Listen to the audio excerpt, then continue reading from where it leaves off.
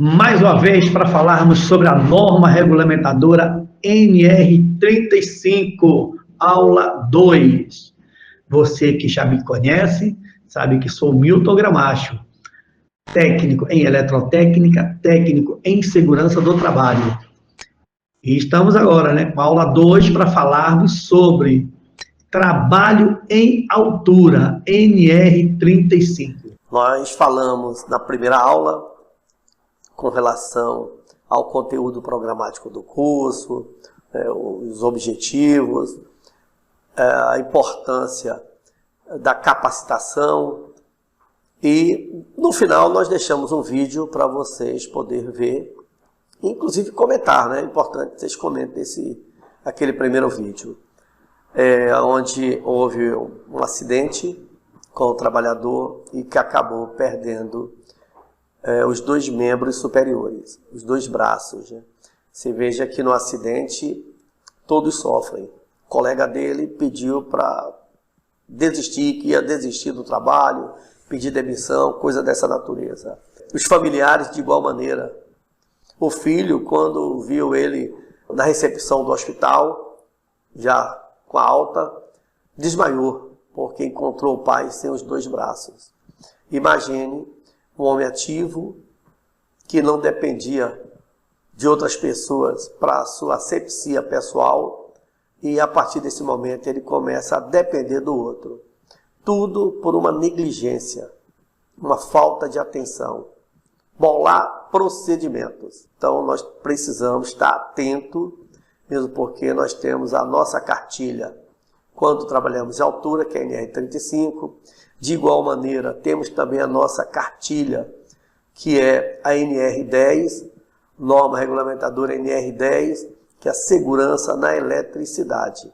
Então essas NRs são o nosso livro de cabeceira. Nós precisamos conhecer os nossos direitos e deveres. Não podemos dar sopa, porque o acidente acontece. Mas se nós estivermos usando os nossos EPIs, nós temos o quê? Ele vai amenizar. O EPI ele não vai evitar o acidente, mas vai amenizar.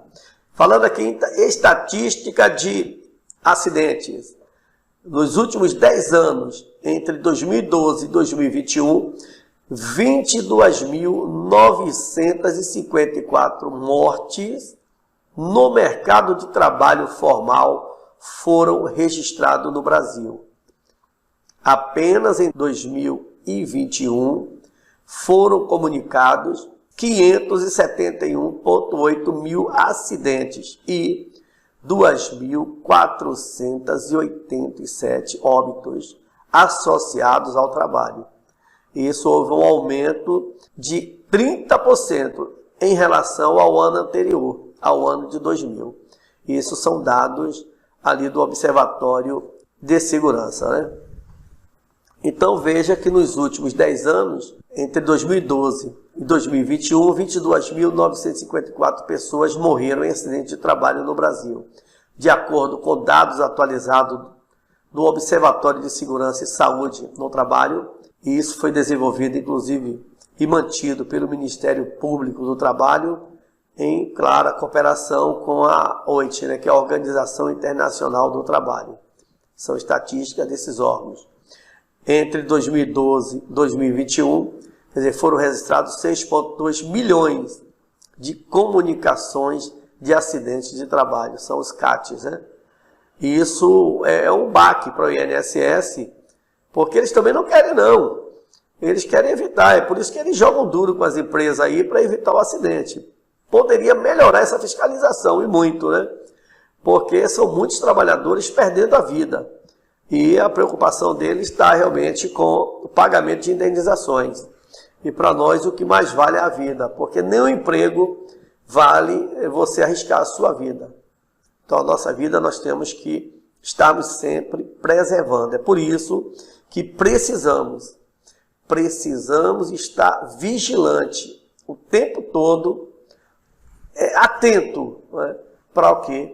Para evitar o acidente. E quando começarmos qualquer atividade, a nossa grande arma, os nossos EPIs. Beleza?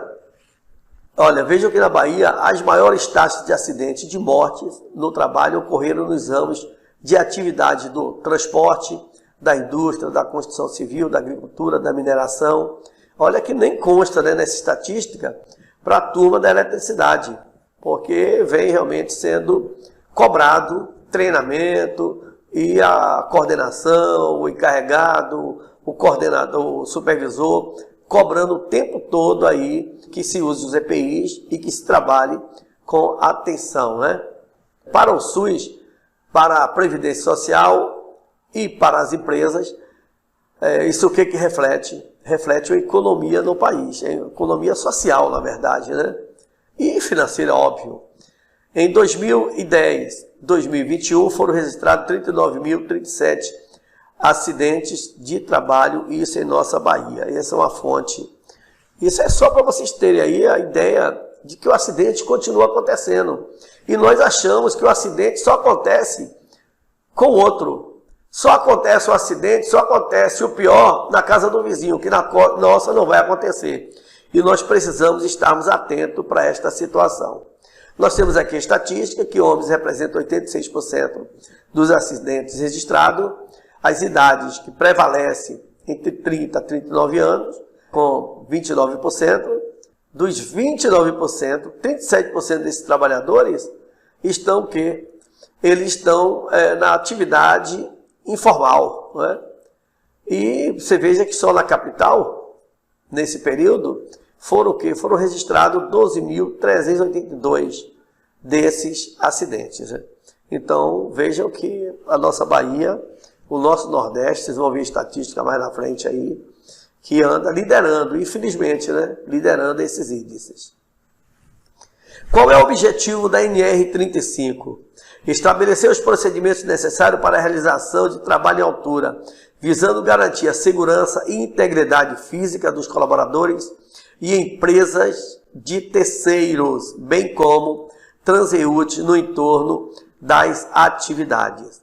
A NR35 estabelece os requisitos mínimos de proteção para esse tipo de trabalho, envolvendo o que? O planejamento, a organização e a execução.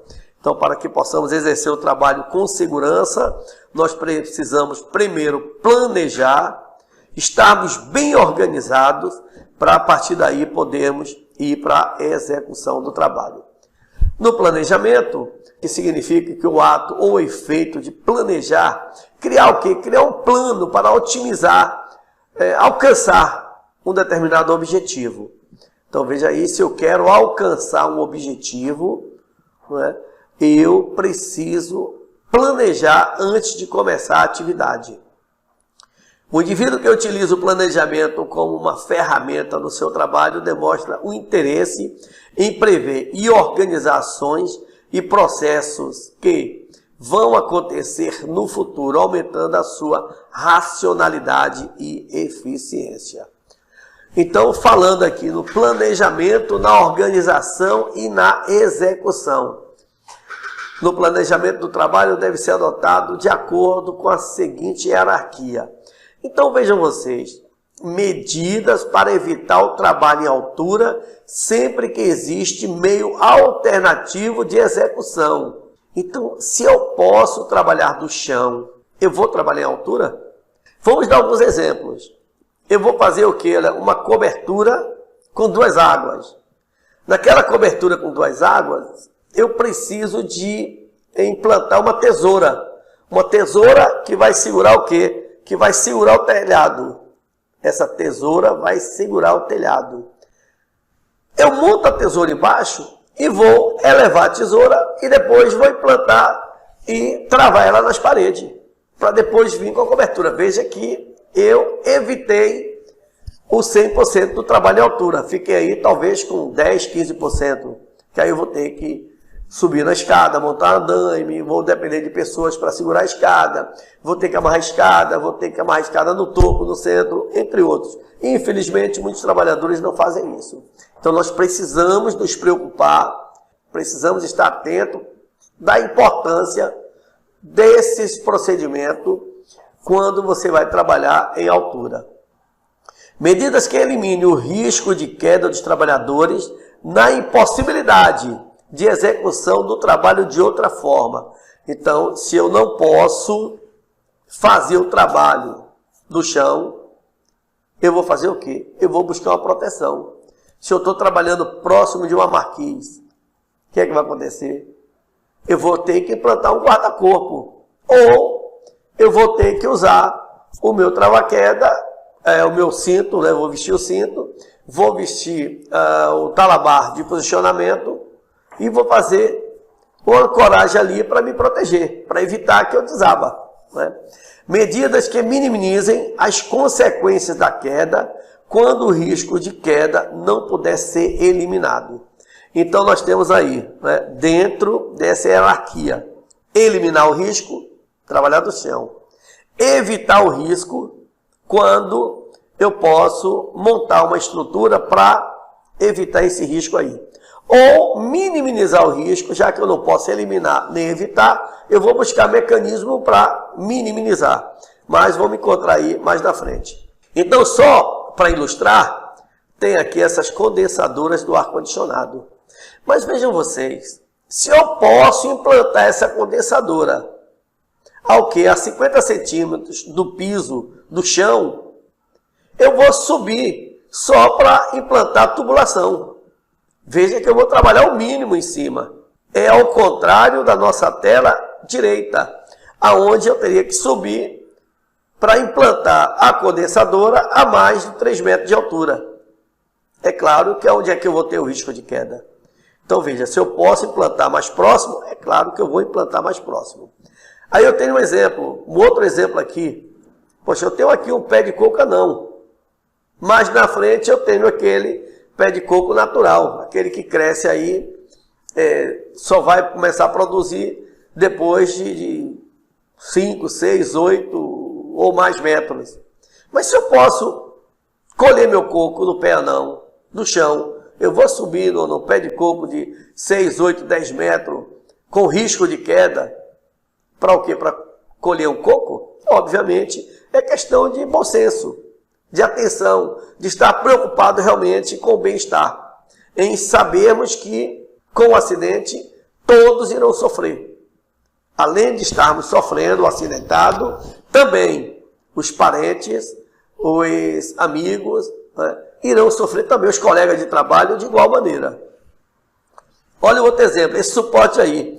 Se eu posso criar um suporte para trocar uma lâmpada, sem ter que subir numa escada, às vezes na mesa, e deles que colocam, olha só para mim, colocam o quê? Uma cadeira em cima da mesa para subir, para fazer a troca da lâmpada. Imagine o risco que nós estamos correndo. Segundo a Organização Mundial da Saúde, as quedas são a segunda causa principal de mortes por lesões acidentais ou intencionais em todo o mundo. Então, adultos com mais de 65 anos de idade sofrem o quê? O maior número de quedas fatais. Eles falam aqui na estatística, aqui, o último levantamento, 37,3 milhões de quedas graves. Então, e onde é que estão o maior índice dessas quedas aí, principalmente para pessoas de mais idade, para idosos? Usar calçados o quê? Como é que eu vou poder evitar essas quedas? Amenizar essa questão da queda aí. Ou, em outras palavras, cair menos, né? Vamos lá, mesmo para o popular. Usar calçados fechados, de salto baixo, com solado antiderrapante. Tá aí. Não usar saias ou vestidos longos. Prestar atenção aos degraus altos ou estreitos. Usar fitas antiderrapantes nos degraus. Adotar o uso de tapetes emborrachados antiderrapantes no banheiro. Providenciar a melhoria da iluminação na residência. Ter um abajur ou interruptor de luz próximo da cama. Evitar tapetes soltos ou com dobras. Isso derruba muito, derruba jovens, crianças, idosos mais ainda. Usar barras de apoio lateral no banheiro, box, vaso sanitário, Não falar no celular quando está caminhando. E é o que mais acontece, você mais vê por aí. Inclusive pessoas de mais idade. Jovens nem fala mais, né? Porque é a coisa mais natural para eles do mundo. Mas pessoas, outro dia mesmo, passando aqui próximo da escola, estava estacionando o carro quando o senhor tropeçou na calçada, mas o celular bateu do outro lado. Aí, por curiosidade, fui ver aqui na câmera da escola, tá lá, ele veio falando no celular sem atenção nenhuma, mas esbarrou lá no paralelo e aí foi ao chão. Então veja o que acontece, principalmente nós que temos pessoas com mais idade em casa, e se porventura alguma dessas situações prevalece, por que não corrigir? Se eu sei que minha escada ela tem o piso derrapante, e se eu colar uma borracha antiderrapante em cima, será que eu vou amenizar ali o perigo? Então nós precisamos pensar muito nisso. Será que na cama do meu pai, do meu avô, ao lado da cama, será que eu tenho um abajur, eu tenho um interruptor para, se há uma necessidade de acordar, levantar de noite, ele tem um local ali, bonitinho ali, um interruptor para ligar a lâmpada, para evitar sair no escuro, esbarrar lá em móveis, enfim, se machucar? Então precisamos estar bem atentos aí com as pessoas que tanto fez por nós, né? Evitar situações de risco, está aí. Né? Nós lembramos que na época da Covid, pessoas usavam a máscara, mas pegavam na superfície e era o tempo todo botando a mãozona na máscara. O que acontece com isso? Acontece que você está contaminando a máscara. Não só a contaminação para você, mas você levar para casa a contaminação. Será que quando eu estou lavando o piso da minha loja, corredor da escola, será que eu coloco uma placa de advertência? Cuidado, piso molhado, para evitar. Será que eu atentei no banheiro da escola, o banheiro para acessibilidade, pessoas de mais idade, de colocar os suportes, as barras, para que eles possam segurar para evitar a queda? Então, são situações que precisamos estarmos bem atentos. Nós estamos aqui, olha, como é que eu vou evitar uma situação de risco? Se eu tenho na minha fachada, eu tenho criança em casa. Ah, eu não tenho criança não. Sim, mas o vizinho tem. E se o vizinho, um amigo, vem com a criança em minha casa, eu não coloquei a tela, ele abre a janela ou vai na varanda e Deus o livre despenca. Então eu posso precaver. Eu posso evitar uma situação de acidente desta forma, né? Eliminando o perigo. Eu tenho o quê? Uma varanda dessa aí. Como não botar aí um guarda-corpo? Eu preciso colocar o guarda-corpo. Até o jovem, não é só para a criança e o idoso e o velho, não. É para o jovem também, né? Essa questão aí. Nós temos aqui para minimizar o dano de uma queda. Aí eu tenho o trava-queda retrátil, né?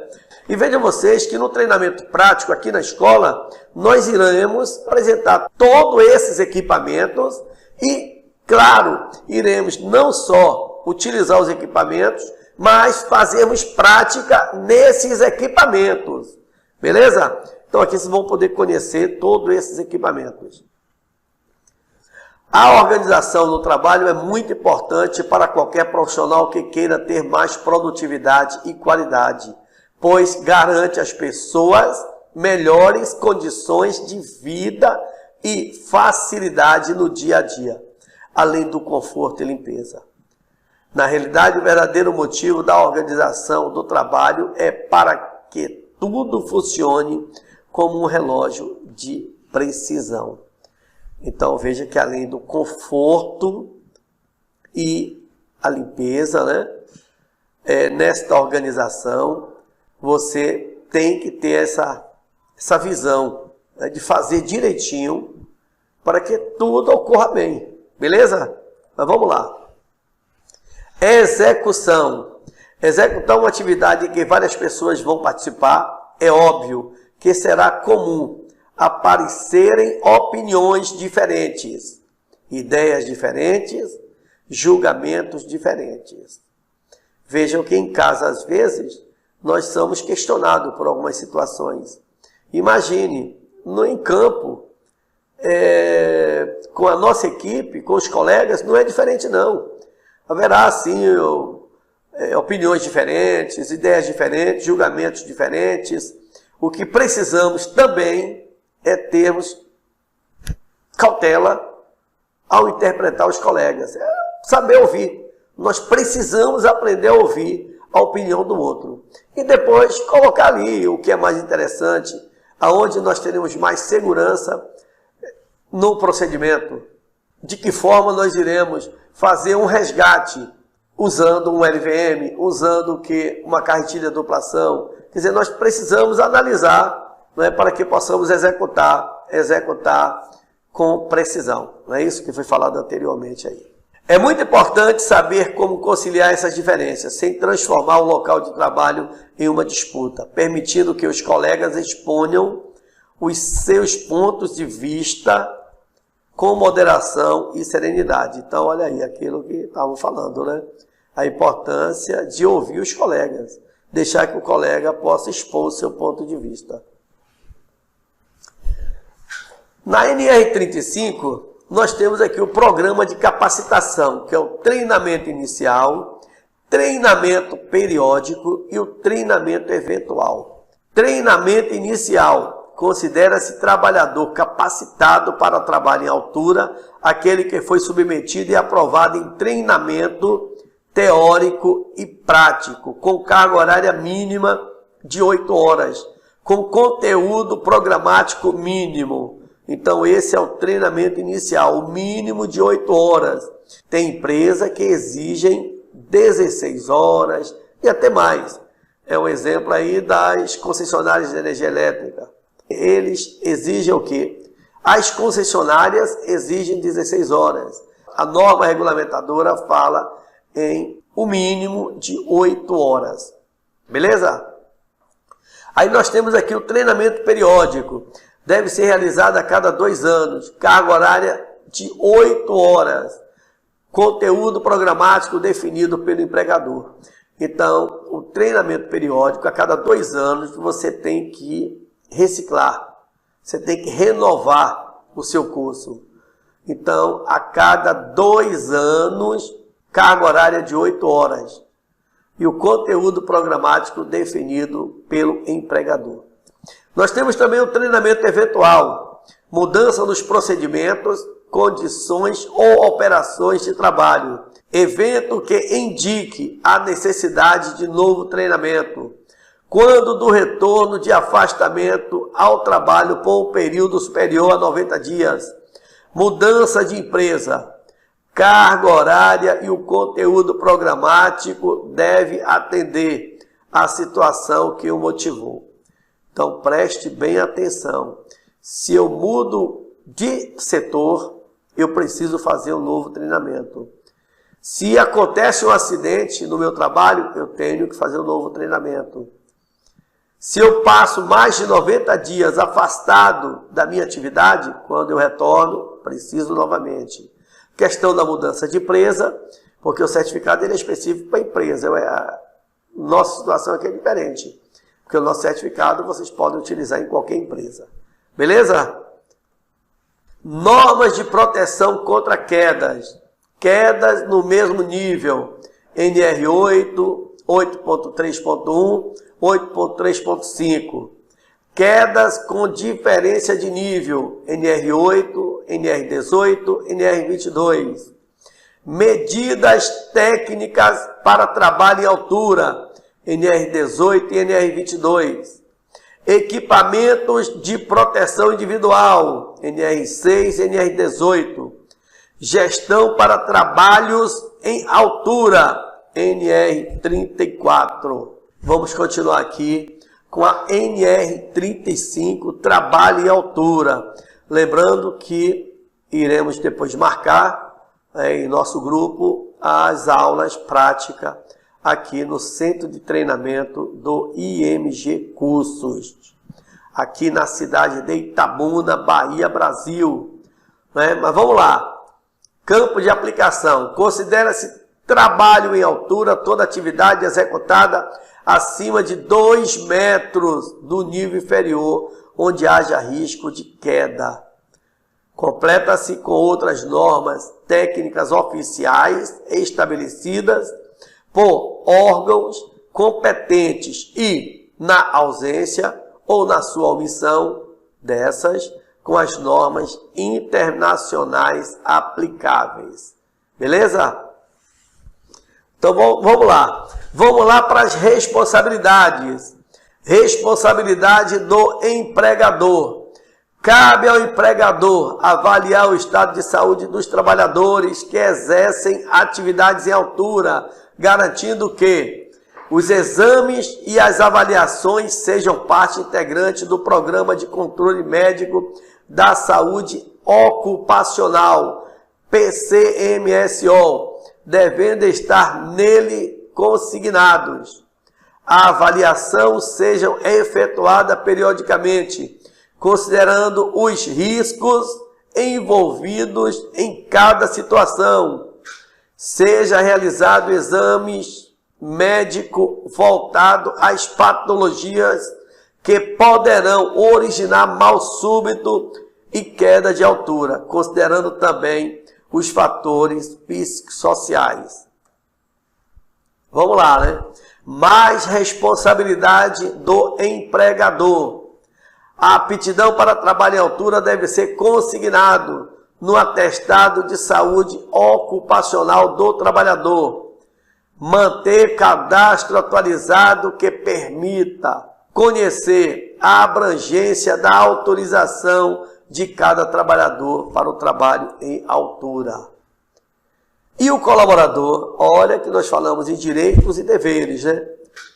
Ao colaborador cabe cumprir as disposições legais e regulamentares sobre trabalho em altura, colaborar com o empregador na implementação das disposições contidas nesta norma, interromper suas atividades exercendo sempre que constatarem evidências de riscos à sua integridade física, ao patrimônio da empresa e comunidade. Então veja que é prerrogativa do trabalhador interromper as atividades, se constatarem o que? Risco naquele procedimento. Para o trabalho em altura, devemos levar em consideração os procedimentos, riscos inerentes, desgaste físico, postura para o trabalho, aspectos psicológicos, técnicos, organizacionais e ambientais. Mas precisamos sim dessas considerações, desses aspectos. Atenção concentrada, o tempo todo concentrado, atenção permanente e controlar os fatores de risco. Beleza? Gente, alguma dúvida, vamos mandar aí o olá aqui no nosso grupo ou até mesmo fazer um comentário aí, beleza? Mas aí a dúvida manda para mim, depois vocês vão receber a apostila no grupo, eles vão mandar por e-mail. E qualquer dúvida aí é só entrar em contato conosco aí, beleza? Todos vocês têm o nosso número, tá aí no rodapé, né? E não esqueçam, vamos estar sempre aí à disposição. Doenças que impedem o trabalho em altura. Então nós temos os tipos de doenças e os sintomas. O exemplo da arritmia. Você está em tratamento cardíaco, você entendeu? Uma arritmia grave. Então, ela é uma doença impeditiva. Ou hiperpressão, a pressão alta, pressão acima de 160 por 10. Você já está com sintoma que precisa procurar aí uma assistência médica, né? Um profissional da medicina. Nós temos aqui o diabetes, glicemia acima de 250, triglicerídeos acima de 400, obesidade acima de 35%, doenças no ouvido, pânico, enfim, são doenças impeditivas, né, para o trabalho em altura. A deficiência visual, óbvio também, né? E um exemplo é epilepsia, entre outras doenças listadas aí. Então temos que consultar direitinho, está na apostila nossa, inclusive todas elas aí, para vocês poderem acompanhar dos direitos, quando é que você tem que comunicar ao seu encarregado imediato, ao seu chefe, ao seu coordenador que precisa ir ao médico. Beleza? Mas vamos lá.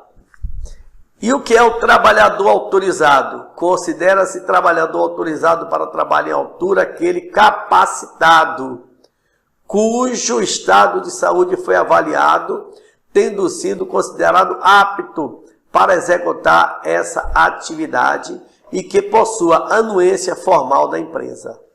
Alguns sintomas que são desaconselhados. Vejam só, olha, gripes fortes, febres, indisposições gástricas, enfim, diarreia, vômito, tonturas, dores de cabeça, indisposição física, são o que? Sintomas desaconselhados para quem trabalha em altura. Trabalhador que trabalha no piso, trabalhador que exerce trabalho no piso acima de 2 metros com risco de queda, são sintomas desaconselhados para o trabalho em altura. Mas nós temos outros fatores de risco: acrofobia, pânico por altura, organização do trabalho, falta de entrosamento da equipe, situações de urgência no trabalho, situações de emergência envolvendo pessoas. Também são fatores de risco, né? Vamos falar um pouquinho com relação à PR. A PR, que é a análise preliminar de risco. E no final, inclusive, nós vamos estar colocando aqui também, né, um modelo de uma PR e mandar para vocês. Nós iremos fazer aqui em loco, né, aqui no treinamento prático, antes de qualquer atividade. Primeiro, providência é realmente o preenchimento da APR, Análise Preliminar de Risco. Então você tem aqui o que significa, né, APR. A expressão APR significa Análise Preliminar de Risco.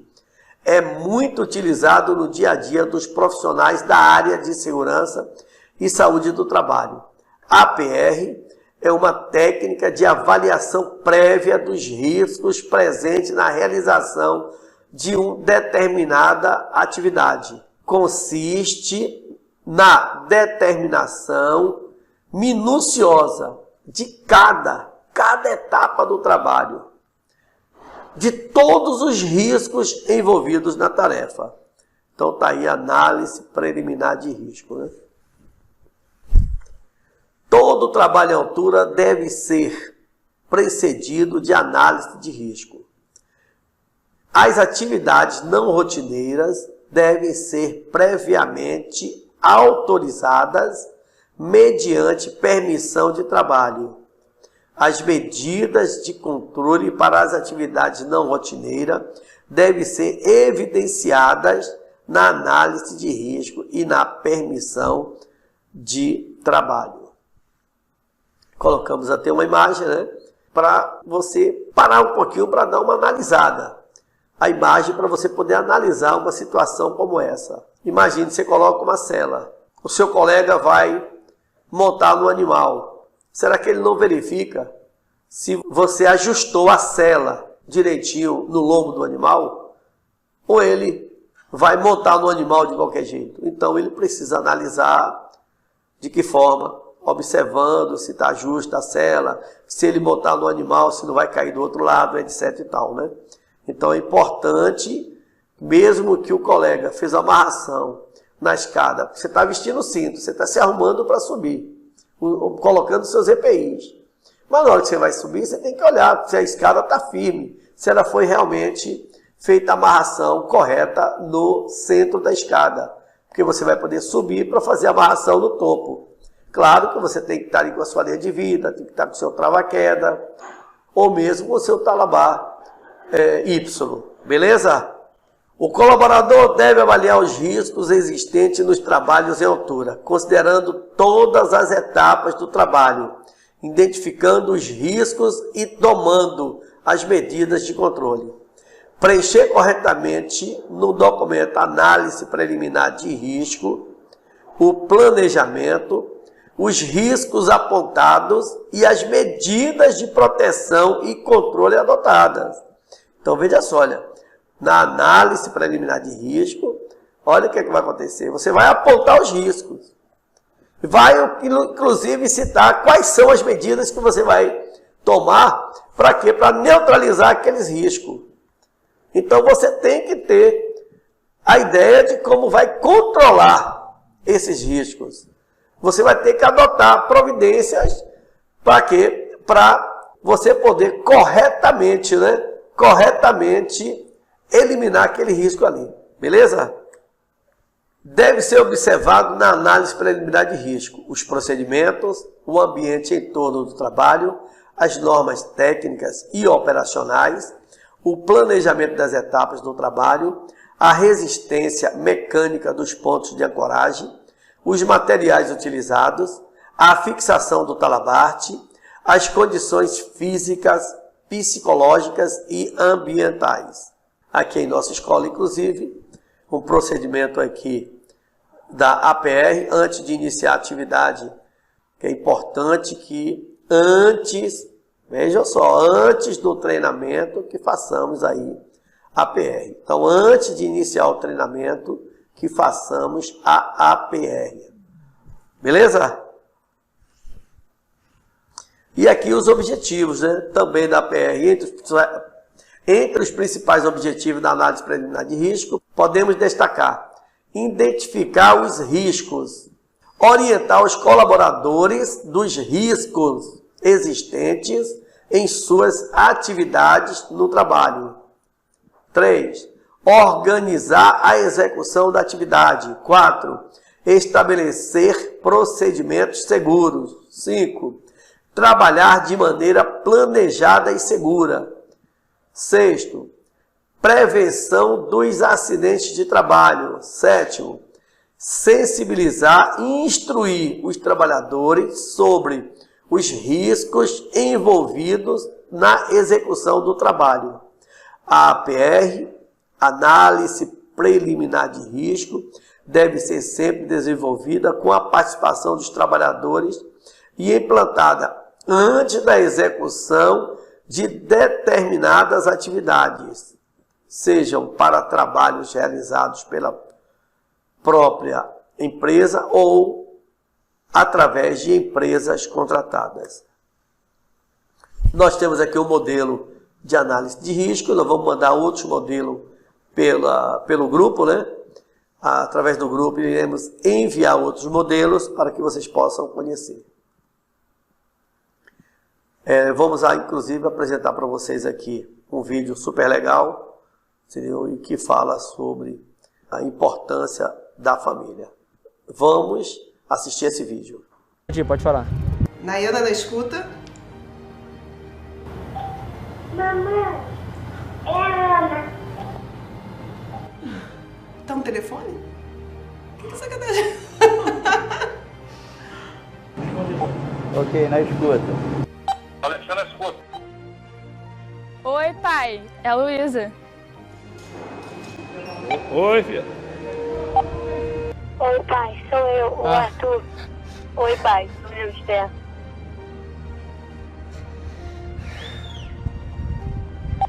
Oi, meus amores. Que surpresa. Oi, pai, sou eu, Daniel. Oi, pai, sou eu, Alá. Ah, tá de brincadeira. Oi, pai, aqui é Yasmin. Yasmin? Sou eu, Yasmin. Tô escutando. Onde você tá falando? Como é que você tá? Você tá trabalhando em segurança?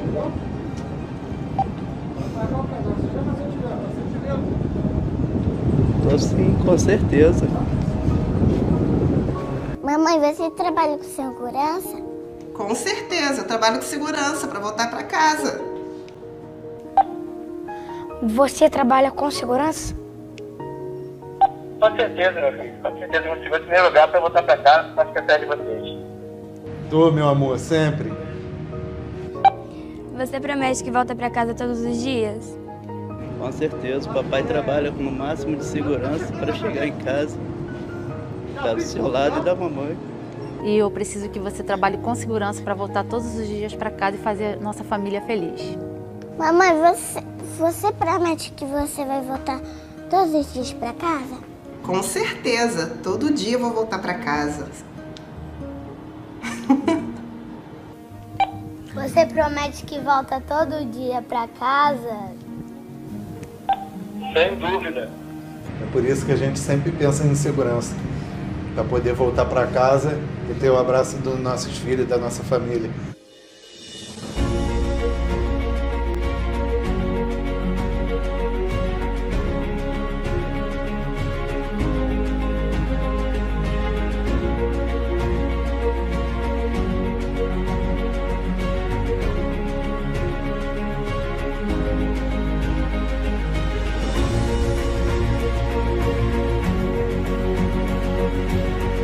Falei 26 anos que eu trabalho dentro de uma cearia. De todos os treinamentos que eu fiz de segurança até hoje, acho que o que me atingiu mais em cheio foi esse de hoje. Pronto, depois do vídeo aí, né, um vídeo super interessante, impactante, vamos falar um pouquinho sobre EPI e EPC.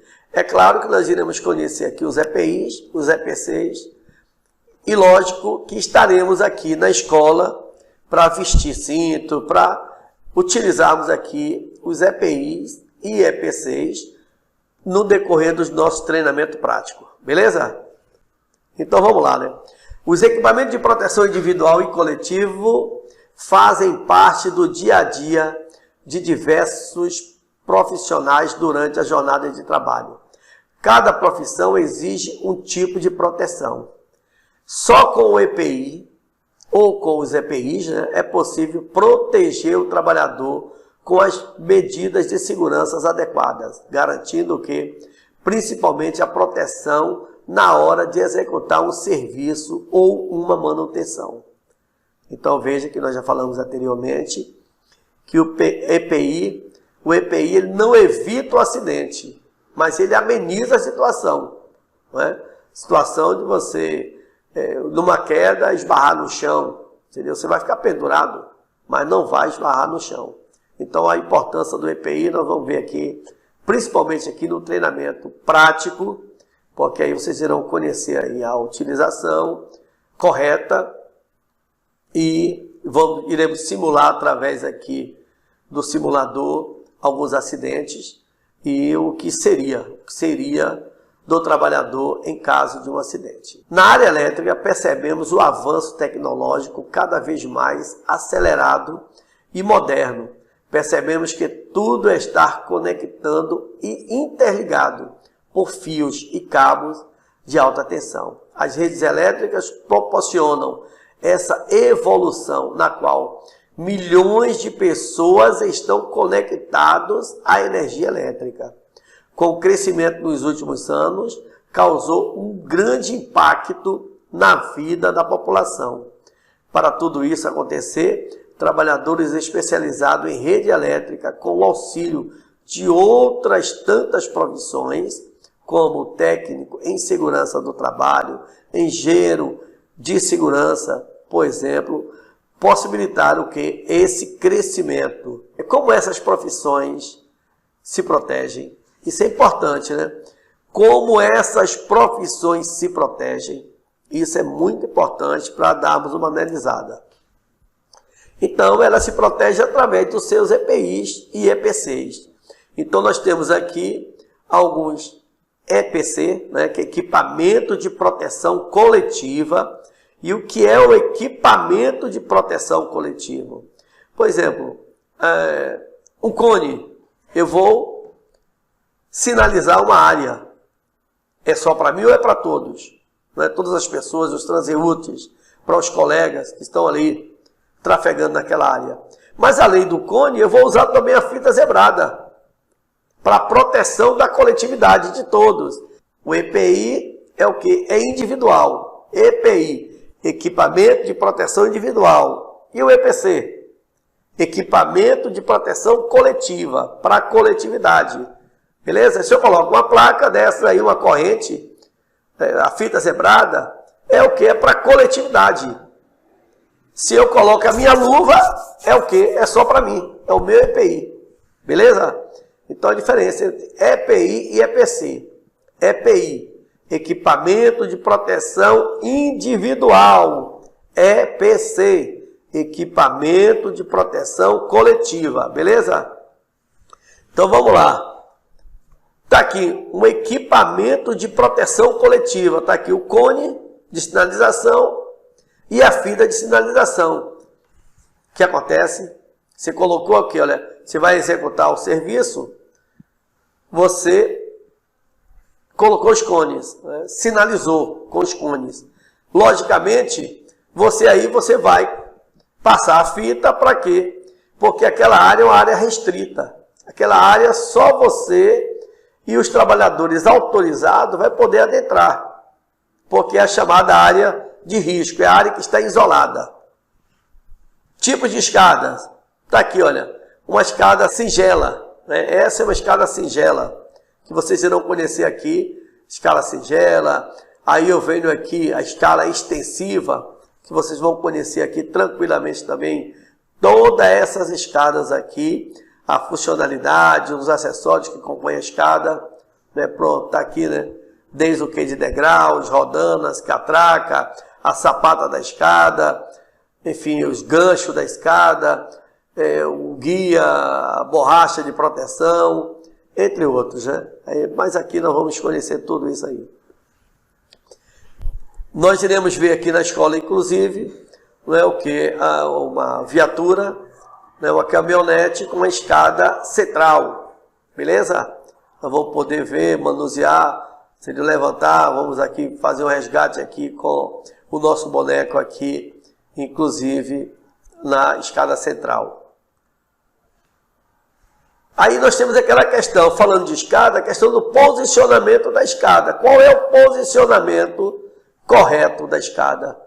Vejam vocês, se o comprimento da escada é de até 6 metros, a distância do pé ao poste, olha com relação ao poste, ou à parede, né?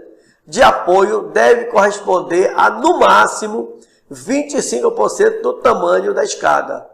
Então, veja você, se a escada é de 6 metros, 25% o quê? Eu quero 1/4 da escada. Então, vai dar o quê? Vai dar 1,5 metro, certo? Que é 25%. Você divide por 4. 6 metros dividido por 4 vai dar 1,5 metro. Então, o pé da escada eu vou poder abrir até 1,5 metro. E aí, se é de 8 metros, 9 metros, enfim, você vai fazer as contas aí e vai ter mais ou menos a ideia do espaço. Com uma escada de 3 metros de comprimento, o afastamento da parede de apoio é de 75%. Então, 1/4 de 3 metros. Beleza? E a distância máxima da superfície de apoio é 1/4 da escada, não ultrapassando o que? 2 metros na abertura. Por exemplo, se a escada é de 8 metros, 8 metros, o que vai acontecer? 1/4 de 8 metros vai ser o quê? 2 metros, certo? E se a escada for de 10 metros? Aí, 1/4 da escada seria 2,5 metros. Mas eu não posso ultrapassar 2 metros. Deu para entender? E nós iremos fazer aqui na prática, aqui. Beleza? Pronto, nós temos aqui para o içamento de materiais, usar sempre a bolsa balde. Nunca arremessar materiais. Nós temos aqui a bolsa balde, iremos fazer atividades aqui usando a bolsa balde. Por quê? Porque é um perigo muito grande você jogar, arremessar o material, depois ele voltar e bater em sua cabeça. Então nós temos aqui a bolsa balde, que iremos usar o que? Numa carretilha, para fazer o içamento do material.